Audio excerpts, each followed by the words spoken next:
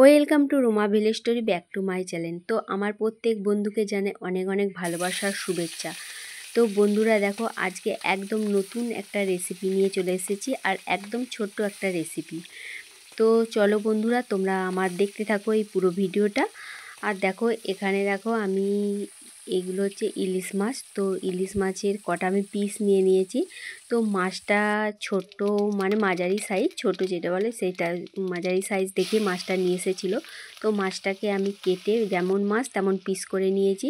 তো মাছটাকে আমি একদম হালকা করে ভেজে নিয়েছি। তারপরে দেখো, ওই তেলের মধ্যেও কিছু তেল তুলে রেখেছি। ওই তেলের মধ্যে আমি 5 ফোড়ন আর কাঁচা লঙ্কা দিয়ে দিয়েছি। দিয়ে হলুদ দিয়ে দিলাম, দিয়ে লবণ দিয়ে দিলাম, দিয়ে বেটে রাখা মানে সাদা সর্ষে আর লাল কালো সর্ষে একসাথে বেটেছিলাম, সেইটাকে আমি ছেঁকে রেখেছিলাম, দিয়ে ওর মধ্যে তুলে দিলাম।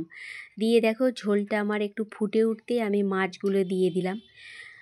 তো বন্ধুরা, এটা কিন্তু আজকের মানে ভিডিও নয়, এটা আগের ভিডিও আমার করা ছিল, সেটাই তোমাদের সাথে একটু শেয়ার করছি। তো আজকে হচ্ছে রাস পূর্ণিমা। রাস পূর্ণিমা তো একদম নিরামিষ আমাদের খাওয়া দাওয়া হয়।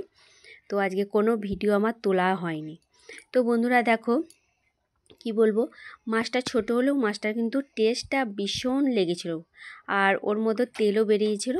তো তারপর দেখো, মাছের ঝোলটা রেডি একদম হয়ে আসতে আমি লাবানার আগে ওই মাছের তেলটাকে দিয়ে দিলাম। খেতে কিন্তু ব্যাপক লাগবে। তো এখানে কিছু মাছ আমি ভেজে রেখেছিলাম। তো আজকে ইলিশ মাছ আর কচু দিয়ে টক বানাবো। তো দেখো, কচু কেটে রেখেছি, আর এদিকে যে সরষেও আছে, আর পাকা তেঁতুল ভিজিয়ে রেখেছি। তো এখানে এই যে কচুটাকে আগে আমি ভেজে নিচ্ছি। তো আমি পুরো রেসিপিটা এটা দেখাতে পারিনি। তো এভাবে দেখো, কচুটাকে প্রথমে ভেজে তারপরে ফোড়ন দিয়ে আর তেঁতুল জলটা ঢেলে আর টকটা একদম কমপ্লিট হয়ে গিয়েছিল। তো এভাবেই টক বানিয়েছিলাম। তো কচু দিয়ে ইলিশ মাছের টক, এটাও কিন্তু খেতে দুর্দান্ত লাগে, খুব ভালো লাগে।